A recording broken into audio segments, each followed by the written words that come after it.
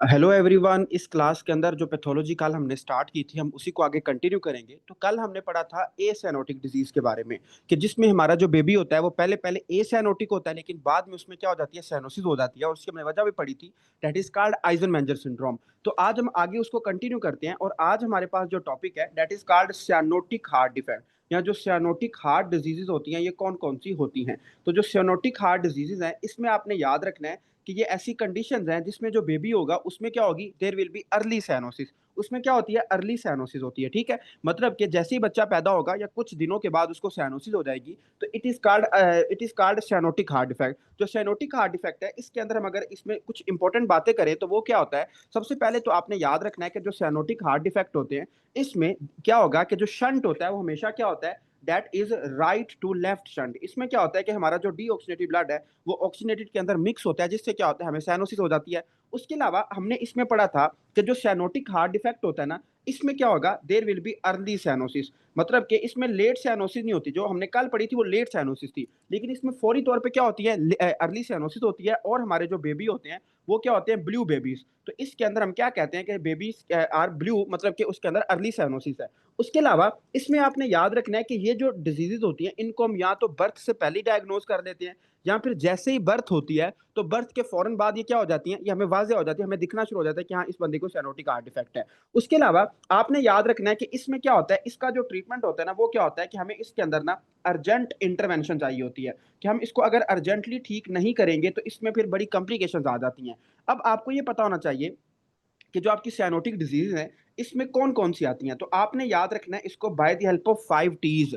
जो आपके 5 टीज होते हैं ना, इसकी मदद से आप इसको याद रखेंगे। सबसे जो पहला टी है इसका मतलब क्या होगा, trunks आर्टरियोसिस। It is called trunks आर्टरियोसिस। जो आपका ट्रंकस आर्टरियोसिस है इसको आज हम पढ़ेंगे, ये आपका साइनोटिक हार्ट डिफेक्ट है। उसके अलावा हम अगली जो डिजीज पढ़ेंगे that is called transposition of great vessel. जो ट्रांसपोजिशन ऑफ ग्रेट वेसल है ये भी हम एक पूरा टॉपिक पढ़ेंगे। उसके अलावा इसमें जो सबसे ज्यादा इंपॉर्टेंट है that is called tetralogy of fall out. जो टेट्रोलॉजी ऑफ फॉल आउट है ये इसका सबसे इंपॉर्टेंट टॉपिक है जो आपने कभी भी इसके अंदर नहीं भूलना। उसके अलावा हम आगे चलते हैं और हमारा जो इसमें 4 टी होगा उसका मतलब क्या होगा कि हमारा जो ट्राइकस्पिड वेल्व है वो क्या हो गया, वो क्लोज हो गया, या उसका जो ल्यूमेन है वो खत्म हो गया, या उसके अंदर क्या है, एट्रेजिया है, ब्लॉक हो गया। तो ट्राइकस्पिड एट्रेजिया। और आखिरी जो हमारा इसके अंदर टी होगा उसका मतलब क्या होगा, that is called T A, that is called T A P V R. ये जो T A P V R है इसका मतलब ये होता है कि it is the total anomalous pulmonary venous return. ये हम पढ़ेंगे, ठीक है, इसकी आपने टेंशन नहीं लेनी। तो फिलहाल हमने ये पढ़ा कि जो हमारी साइनोटिक हार्ट डिफेक्ट होते हैं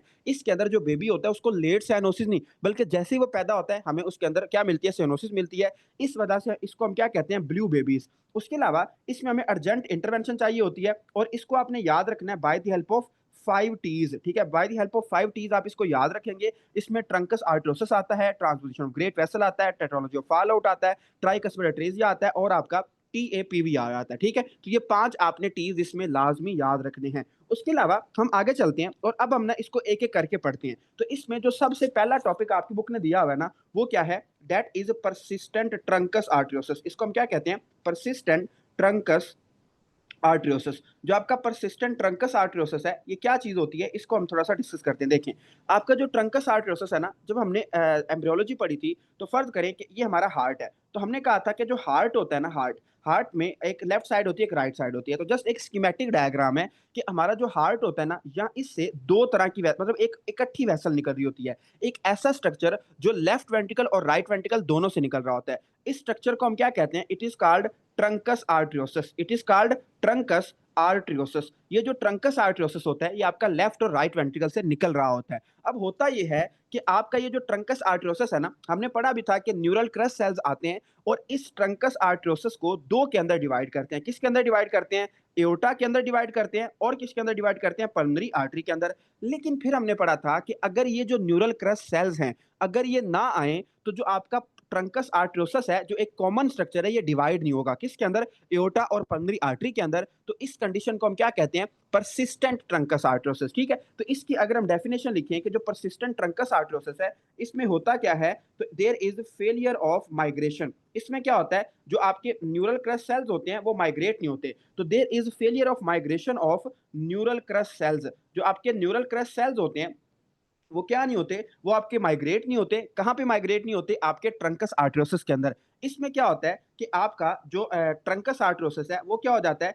फेल टू डिवाइड, ठीक है? वो आपका क्या होता है? वो डिवाइड नहीं हो पाता, तो fail to divide into aorta, ठीक है? एक तो आपके एओर्टा और आपकी जो पल्मोनरी आर्टरी होती है, इन दोनों के अंदर वो आपका डिवाइड नहीं हो पाता। तो इस कंडीशन को हम क्या कहते हैं? पर्सिस्टेंट ट्रंकस आर्टरियोसिस, ठीक है? ये सेम आपकी बुक ने लिखा हुआ है कि जब आपका जो ये न्यूरल क्रस्ट सेल्स नहीं आएंगे, तो there will be failure to form, क्या नहीं बनेगा? एओर्टिको, ठीक है? एओर्टिको पल्मोनरी सेप्टम, एओर्टिको जो पल्मोनरी सेप्टम होता है वो नहीं बनेगा। एओर्टिको पल्मोनरी सेप्टम का मतलब क्या है कि ऐसा सेप्टम जो न्यूरल क्रस्ट सेल्स बनाते हैं और एओर्टा और पल्मोनरी आर्टरी को क्या करता है? डिवाइड करता है, वो नहीं बनेगा। उसके अलावा आपने इसमें याद रखना है कि जो पेशेंट्स होते हैं, इसमें हमें ना जो ट्रंकस आर्टरियोसिस होता है ना, इसमें जो पेशेंट्स होते हैं उन मोस्टली लोगों को क्या होता है? एएसटी होता है। इसके अंदर हमें एएसटी लाजमी मिलता है, ठीक है? तो ये आपने इसके अंदर सॉरी वीएसटी है, एएसटी नहीं वीएसटी हमें इसके अंदर देखने को मिलता है, ठीक है? उसके अलावा हम आगे चलते हैं और हमारी जो अगली डिजीज है, it is called transposition of great vessel. देखिए ट्रांसपोजिशन का मतलब क्या होता है? एक्सचेंज। इसमें क्या होता है कि हमारी जो ग्रेट वेसल्स हैं, ठीक है, हमारी जो ग्रेट वेसल्स हैं वो क्या हो जाती हैं? वो उनकी ट्रांसपोजिशन हो जाती है, वो एक्सचेंज हो जाती है। कैसी होती है? देखिए फर्ज करें कि ये आपका ना हार्ट है, ठीक है? जस्ट एक स्कीमेटिक डायग्राम है। तो ये आपका हार्ट है और एक साइड पे क्या है? आपका राइट वेंट्रिकल है, एक साइड पे लेफ्ट वेंट्रिकल है। तो आप सबको पता है कि हमारा जो राइट वेंट्रिकल है ना, इससे जो ग्रेट वेसल निकलती है उसका नाम क्या है? That is called pulmonary artery. और आपका जो लेफ्ट वेंट्रिकल है, इससे जो ग्रेट वेसल निकलती है उसका नाम क्या है? That is called aorta. अब होता ये है कि हमारे कुछ ऐसे लोग होते हैं जिसमें जो पल्मोनरी आर्टरी है वो कहां से निकल रही होती है? वो आपके राइट वेंट्रिकल की बजाय लेफ्ट वेंट्रिकल से निकल रही होती है। और जो आपकी एओर्टा होती है वो लेफ्ट वेंट्रिकल की बजाय राइट वेंट्रिकल से निकल रही होती है। मतलब कि क्या हो जाती है? इसको हम कहते हैं अदला बदली, कि आपकी जो ग्रेट वेसल्स है वो क्या हो गई हैं? वो एक्सचेंज हो गई हैं। तो इस कंडीशन को हम क्या कहेंगे? Transposition of great vessel, that is called transposition of great vessels. तो इसमें क्या होता है? आपकी बुक ने इस तरह इसको लिखा हुआ है कि जो एओर्टा है, एओर्टा लीव्स फ्रॉम, ठीक है? मतलब एओर्टा कहां से निकलती है? जो एओर्टा होगी वो आपके राइट वेंट्रिकल से निकलगी, और जो आपकी पल्मोनरी आर्टरी होती है दैट लीव्स फ्रॉम, और वो कहां से निकलती है? वो आपके लेफ्ट वेंट्रिकल से निकलती है, ठीक है? सिंपल सी बात है। उसके बाद आपने याद रखना है कि इसमें होता क्या है। तो इसमें देयर इज सेपरेशन। देखिए आपकी जो एक अभी मैं आपको समझाता हूँ डायग्राम से। इसमें क्या होता है? सेपरेशन ऑफ पल्मोनरी, आपकी जो पल्मोनरी सर्कुलेशन और आपकी जो सिस्टेमिक सर्कुलेशन है, जो आपकी बॉडी की सर्कुलेशन है, वो दोनों सेपरेट रहती हैं, वो दोनों इकट्ठे नहीं हो सकती। तो ये तो आपका फिजिबल ही नहीं है, मतलब ये तो बंदा बचेगा ही नहीं, इस बंदे की तो डेथ हो जाएगी। तो आपने याद रखना है। देखिए इसमें अगर हम बात करें, देखिए आपकी जो एओर्टा है ना, ठीक है? जो आपकी एओर्टा है वो तो राइट वेंट्रिकल से निकल रही है ना, तो एओर्टा क्या करेगी? एओर्टा आपकी मतलब कि एओर्टा किस में जा रही होती है? देखिए एओर्टा आपके राइट वेंट्रिकल से निकल रही है, बॉडी में जा रही है, और बॉडी से वापस आपकी किसके अंदर आ रही है? राइट एट्रियम के अंदर। तो ये आपकी सिस्टेमिक सर्कुलेशन है। और आपकी जो पल्मोनरी सर्कुलेशन है वो आपके कहाँ से निकल रही है? वो आपके मतलब कि लेफ्ट वेंट्रिकल से निकल रही है। लेफ्ट वेंट्रिकल से जो आपकी पल्मोनरी आर्टरी है वो घूम घुमा के कहाँ पे आ रही है? लंग्स में जाके आपके किसके अंदर जा रही है? आपके लेफ्ट एट्रिया के अंदर। तो ये जो दोनों आपकी है ना सर्कुलेशंस, ये दोनों एक दूसरे को मतलब मैच ही नहीं कर रही हैं, एक दूसरे के साथ ये कोलैबोरेट नहीं कर रही। तो इससे क्या होगा कि हमारे ब्लड की ऑक्सीजनेशन नहीं होगी और ये बंदे की फौरी डेथ हो जाएगी। तो अगर हम इस बंदे को बचाना चाहते हैं, या इस छोटे बच्चे को हम क्या करना चाहते हैं? अगर हम बचाना चाहते हैं तो हमें एक शंट बनाना पड़ेगा, हमें एक अबनॉर्मल कनेक्शन बनाना पड़ेगा। तो हम क्या करते हैं? हम या तो इस बंदे के अंदर एक वीएसटी बना देंगे ताकि इसका जो ऑक्सीजनेटेड और डीऑक्सीजनेटेड ब्लड है वो क्या हो जाए? वो मिक्स हो और उससे हम जो इसके ब्लड की ऑक्सीजनेशन हो। या फिर हम क्या करते हैं? इसके अंदर हम एक पीडीए बना देते हैं, ठीक है? पेटेंट डक्टस आर्टरोसिस, के जो इसमें पल्मोनरी आर्टरी और एओर्टा होती है ना, इसके दरमियान एक कनेक्शन बना देते हैं। तो हम इसको लिखते हैं। देखिए हमने कहा कि अगर आपकी जो एओर्टा है वो राइट वेंट्रिकल से, जो आपकी पल्मोनरी आर्टरी वो लेफ्ट वेंट्रिकल से निकले, तो it is called transposition of great vessel. इसमें क्या होता है? आपकी जो पल्मोनरी और सिस्टेमिक सर्कुलेशन होती है ये दोनों सेपरेट होती हैं, ये दोनों आपस में मिलती नहीं है। फिर क्या होता है? फिर अगर हम ये क्या है? It is not feasible to life, मतलब कि ये लाइफ के साथ फिजिबल नहीं है। तो it is not feasible to life. और अगर हम इस पेशेंट को बचाना चाहते हैं तो हम क्या करेंगे? We have to create a shunt. हमें क्या करना पड़ेगा? एक शंट बनाना पड़ेगा। तो हम क्या करते हैं? या तो इसके अंदर एक वीएसटी बना देंगे ताकि इसके अंदर जो दोनों सर्कुलेशन है वो आपस में मिक्स हो सकें, या फिर हम क्या करेंगे? या इसके अंदर कोई एएसटी बना देंगे, या फिर हम क्या करते हैं? इसके अंदर जो डक्टस आर्टरियोसस होता है ना, उसको हम खुला छोड़ देते हैं, हम उसको क्लोज नहीं होने देते। तो इसके अंदर हम क्या करेंगे? पेटेंट डक्टस आर्टरियोसस, हमें एक शंट लाजमी बनाना पड़ेगा वरना इस पेशेंट की क्या हो जाएगी, डेथ हो जाएगी। ठीक है, तो ये आपने इसके अंदर याद रखना है। उसके अलावा इसके अंदर ना एक एमसीक्यूज आता होता है कि जो आपका ट्रांसपोजिशन ऑफ ग्रेट वेसल है इसके अंदर हमें एक्सरे पे क्या मिलता है। तो आपने याद रखना है कि जब हम इस बंदे का एक्सरे करेंगे तो हमें क्या मिलेगा, एग ऑन स्ट्रिंग अपीयरेंस। ठीक है, हमें क्या मिलेगी, एग ऑन स्ट्रिंग अपीयरेंस मिलती है। ठीक है, तो we will get egg on string appearance, हमें इसके अंदर देखने को मिलेगी। That is very important. उसके अलावा इसमें जब तक आप सर्जरी नहीं करेंगे तो इसके अंदर जो लाइफ है वो पॉसिबल नहीं है। अच्छा, एक इसमें और चीज आपने याद रखनी, देखिए आपने आपसे अगर कोई बंदा पूछे ना कि ऐसी कौन सी सियानोटिक डिजीज है, ठीक है, ऐसी कौन सी सियानोटिक डिजीज है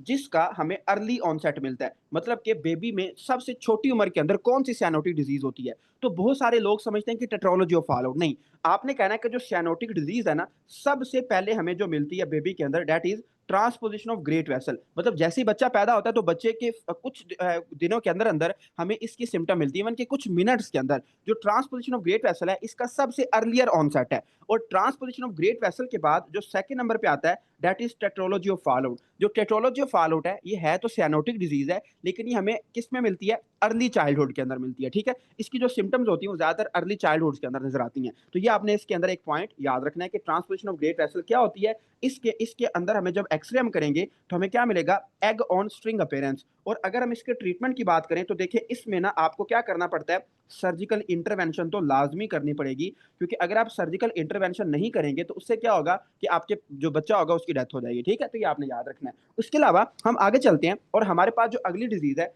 इसका नाम है ट्राइकस्पिड एट्रेजिया। देखिए एट्रेजिया का मतलब क्या होता है, आपका जो वेल्व है ना अगर ये क्या हो, अगर ये क्लोज हो, मतलब वेल्व के अंदर कोई ओपनिंग ही नहीं है, कोई ल्यूमेन ही नहीं है, तो इट इज कॉल्ड एट्रेजिया। तो आपने याद रखना है अगर कोई बंदा है उसके अंदर जो ट्राइकस्पिड वेल्व है वो एब्सेंट है, तो एब्सेंस ऑफ ट्राइकस्पिड वेल्व, जो आपका ट्राइकस्पिड वेल्व है अगर ये एब्सेंट होता है तो it is called tricuspid atresia. उसके अलावा आपने याद रखना है कि ट्राइकस्पिड एट्रेजिया या फिर आपका हाइपोप्लास्टिक, ठीक है, इसमें क्या होगा, आपका जो राइट वेंट्रिकल होगा वो क्या होगा, वो हाइपोप्लास्टिक होगा। इसके अलावा it requires both AST and VST for viability, कि अगर आप इस पेशेंट को वायबल रखना चाहते हैं, इस पेशेंट की जान बचाना चाहते हैं, तो इसके अंदर आपको एएसटी या वीएसटी लाजमी बनाना पड़ेगा। क्यों, वो हम समझते हैं। देखें, आप अगर हार्ट की स्कीमेटिक डायग्राम को समझेंगे तो आपको आसानी होगी। तो हम एक डायग्राम बना लेते हैं और इसके अंदर फर्ज करें कि एक आपकी राइट साइड एक लेफ्ट साइड है, और ये जो वेल्व है ना it is your tricuspid valve. ये क्या है, आपका ट्राइकस्पिड वेल्व है। तो आपने याद रखना है कि इसमें क्या होता है, जो ट्राइकस्पिड होता है ना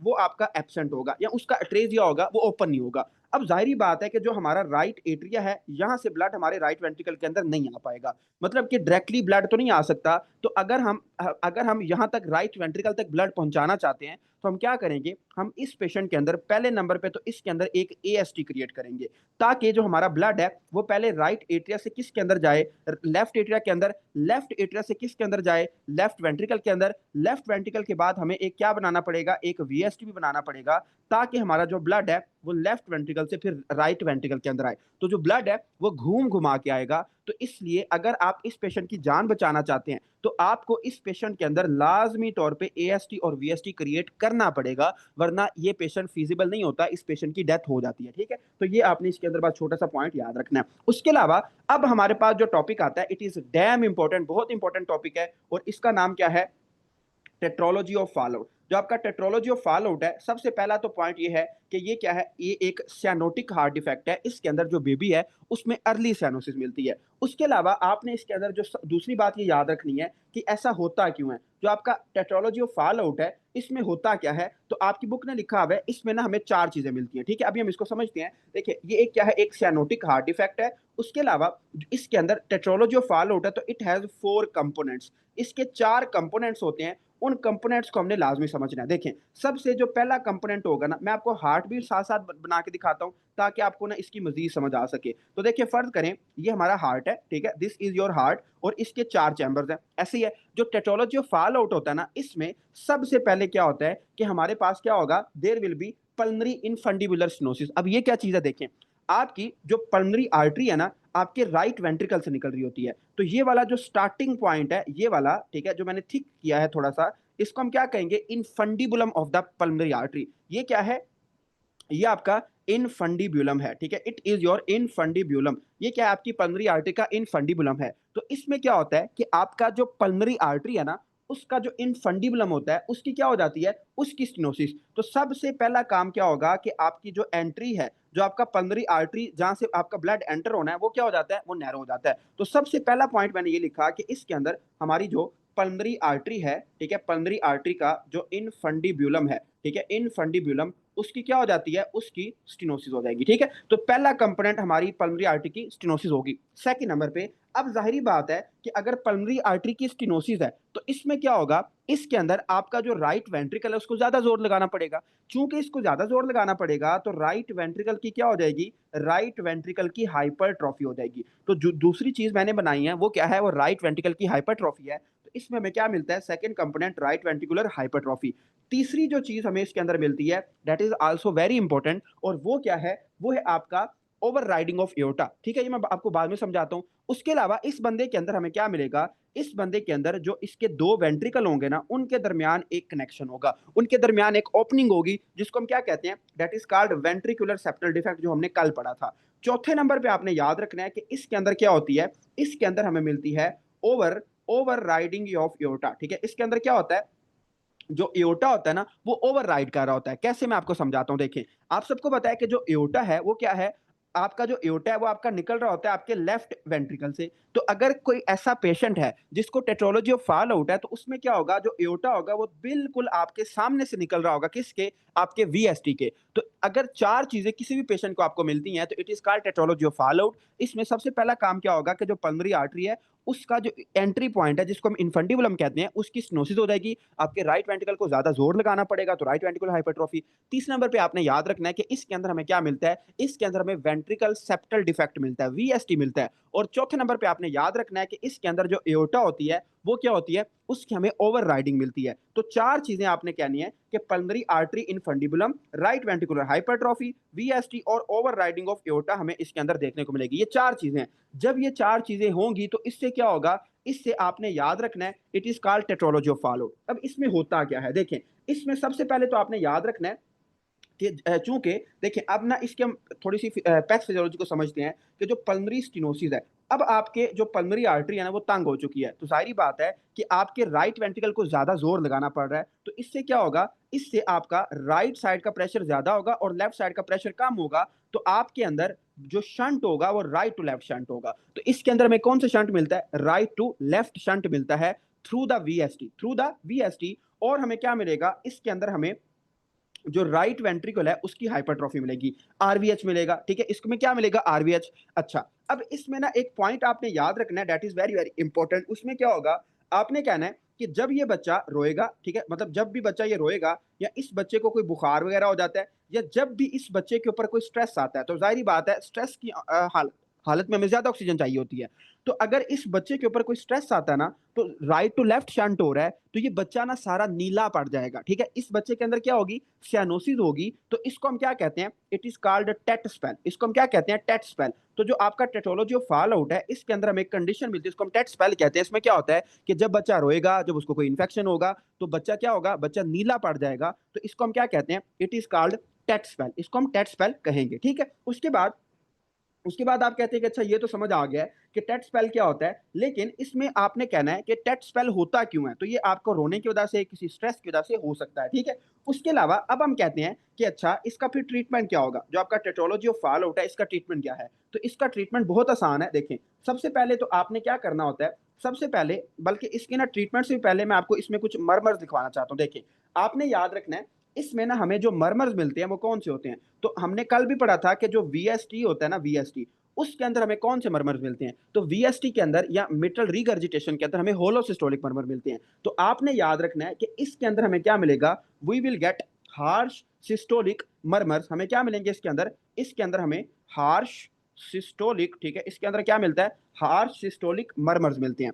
ठीक है, तो हार्श सिस्टोलिक मरमर्स इसके अंदर हमें देखने को मिलेंगे। उसके अलावा आपने कहना है कि इसके अंदर हमें जो S2 साउंड होती है वो कौन सी मिलती है, तो सिंगल S2 साउंड। ठीक है, इसके अंदर क्या होगा, सिंगल S2 साउंड होगी। उसके अलावा आपने एक और बात इसमें याद रखनी है कि इसका ट्रीटमेंट हम कैसे करेंगे। देखें, सबसे पहले अगर आपके पास कोई पेशेंट आता है ना टेट स्पेल के साथ, तो जाहिर बात है वो बच्चा क्या होगा, स्ट्रेस में होगा। तो आपने सबसे पहला काम क्या करना है, उसको मॉर्फिन देनी है। देखिए जो मॉर्फिन है ये आपको पता है कि एक तो बच्चे को रिलैक्स करेगी और पेन किलर का काम भी करेगी। तो मॉर्फिन क्या करेगी, सबसे पहले तो बच्चे को रिलैक्स करेगी, बच्चा क्या हो जाएगा, रिलैक्स हो जाएगा। उसके अलावा आप उसको क्या कर सकते हैं, आप उसको ऑक्सीजन, ठीक है, आप उसको ऑक्सीजन थेरेपी भी दे सकते हैं। ऑक्सीजन थेरेपी से क्या होगा, उसकी जो साइनोसिस है वो क्या होगी, वो इंप्रूव होगी। उसके अलावा आपने इसमें और क्या करना होता है, ठीक है, आप मॉर्फिन देंगे, ठीक है, ऑक्सीजन थेरेपी देंगे ताकि जो बेबी है वो ठीक हो जाए। उसके अलावा इसमें एक और ये होता है कि जब ये बच्चा स्क्वाटिंग करता है ना, तो जो स्क्वाटिंग वाली पोजीशन है,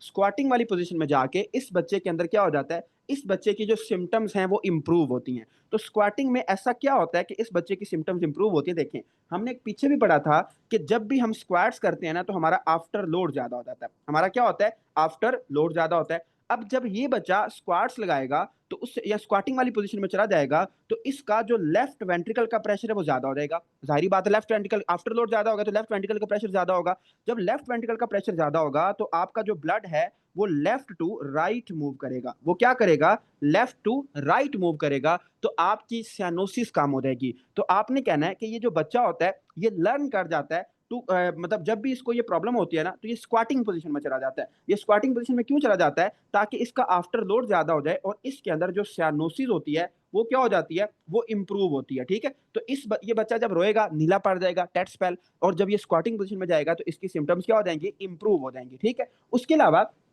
आपने याद रखना है कि जो आपका टेटोलॉजी ऑफ फॉल आउट है ना, ये हमारे किस सिंड्रोम के साथ एसोसिएटेड है। तो हम आगे जाके एक सिंड्रोम भी पढ़ेंगे, दैट इज कॉल्ड डाइजॉर्ज सिंड्रोम। उसमें क्या होता है, आपका जो 22q11 होता है ना, 22q11, ये 22q11 क्रोमोसोम है, तो उसकी आपके मतलब पूरा एक डिलीशन होती है। तो इसको हम कहते हैं 22q11 सिंड्रोम या फिर डाइजॉर्ज सिंड्रोम। ठीक है, तो उसके साथ इसकी एसोसिएशन है। ये बहुत इंपॉर्टेंट टॉपिक है, टेटोलॉजी of fall out. टेटोलॉजी of fall out का जो सवाल आता है वो मोस्टली इस तरह आता है कि एक पेशेंट है, उसके अंदर हमें 5th डे पे या 5th मंथ के अंदर हमें क्या मिला है, पैन सिस्टोलिक मर्मर मिला है। तो बताएं उसमें क्या मसला है, तो आप कहते हैं कि it can be टेटोलॉजी of fall out. लेकिन टेटोलॉजी ऑफ फॉल आउट के लिए 4 चीजें होना जरूरी है, pulmonary artery stenosis, right ventricular hypertrophy, VST और ओवर राइडिंग ऑफ एओर्टा। ठीक है, ये 4 चीजें आपको लाजमी होनी चाहिए। ठीक है, उसके अलावा बाकी इसमें कुछ भी नहीं है। उसके बाद हम आगे चलते हैं और हमारे जो अगली डिजीज है ना उसको भी थोड़ा सा पढ़ लेते हैं, that is called total anomalous pulmonary venous return.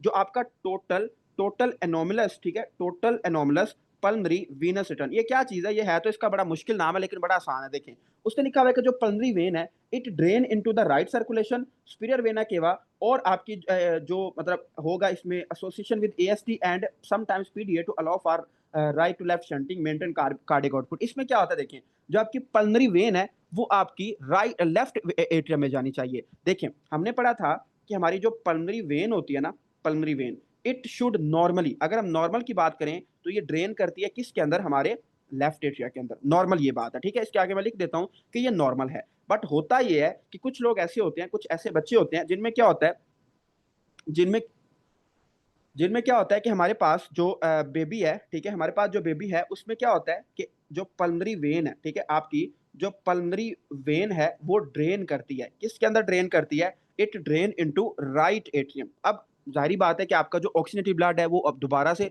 Right side पे जा रहा है, तो इस कंडीशन को हम कहते हैं TAPVR, it is called TAPVR। ठीक है, तो ये आपने इसके अंदर लाजमी तौर पे याद रखना है। उसके अलावा और इसके अंदर कुछ भी नहीं है। ठीक है, अच्छा हम आगे चलते हैं और हमारे पास जो अगली एनोमली है ना, इट इज कॉल्ड एप्सियन। ठीक है, इट इज कॉल्ड एप्सियन एनोमली। जो आपकी एप्सियन एनोमली है, इसके आगे आपकी बुक ने एक टेबल भी दिया हुआ है, उसको भी हम इसी के साथ ही पढ़ लेंगे। देखें एप्सियन एनोमली क्या होती है। सबसे पहले तो आपने याद रखना है, इसको मैं सिंपल करके बताता हूँ। फर्ज करें कि ये आपका ना हार्ट है, ठीक है, this is your heart.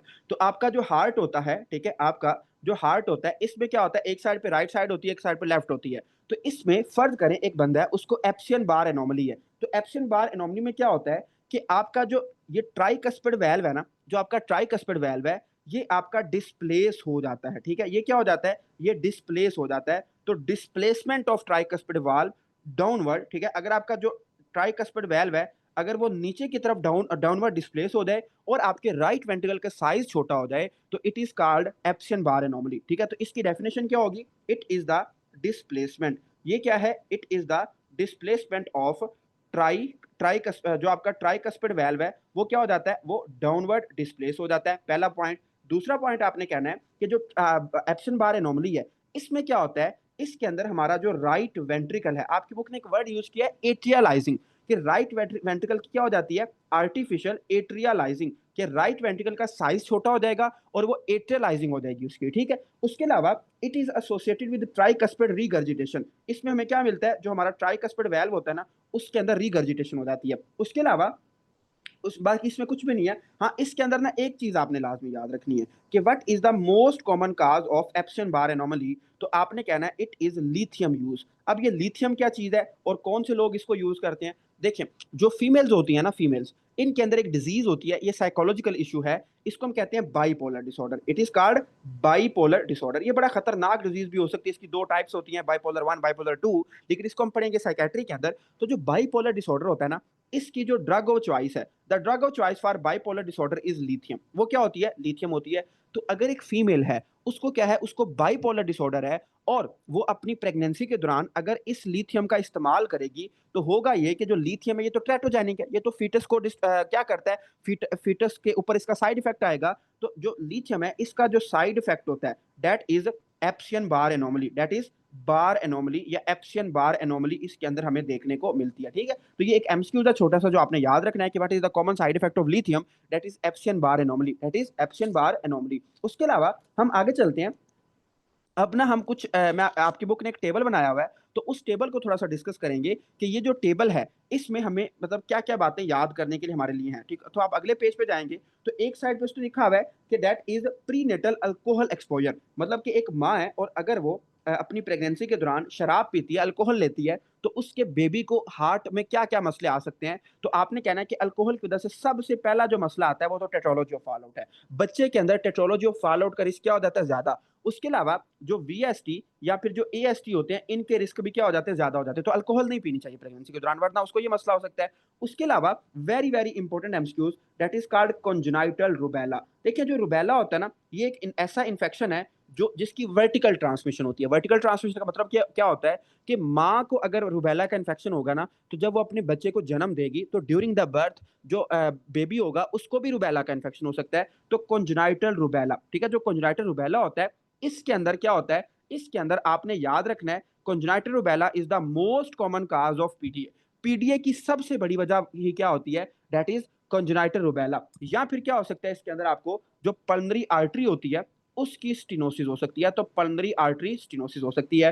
Third number पे आपने याद रखना है कि अगर कोई डाउन सिंड्रोम है, तो डाउन सिंड्रोम के अंदर कौन कौन सा रिस्क ज्यादा होता है। तो ये एमसीक्यू जो पाकिस्तानी एग्जाम होता है, लाइसेंसिंग एग्जाम, उसके अंदर ये बहुत ज्यादा सवाल पूछा जाता है। तो डाउन सिंड्रोम के अंदर आपने याद रखना है कि आपको क्या मिलता है, एवीएसटी। एवीएसटी का मतलब क्या है, एट्रियो वेंट्रिकुलर सेप्टल डिफेक्ट। आपको क्या मिलेगा, एट्रियो वेंट्रिकुलर सेप्टल डिफेक्ट, या फिर आपको वीएसटी मिल सकता है, या फिर आपको क्या मिल सकता है, आपको एएसटी मिल सकता है, या फिर आपको एवीएसटी मतलब कि एट्रियो वेंट्रिकुलर सेप्टल डिफेक्ट मिल सकता है।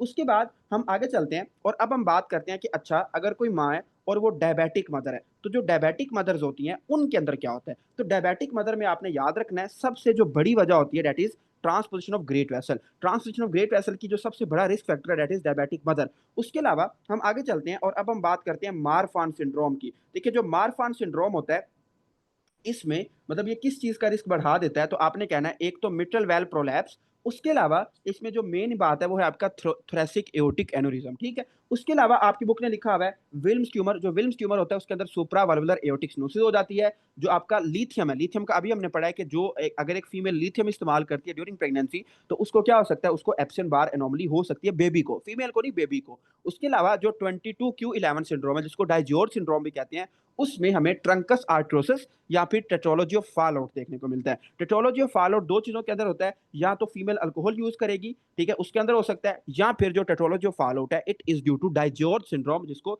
22q11 सिंड्रोम भी कहते हैं, ठीक है। तो this is all about this class.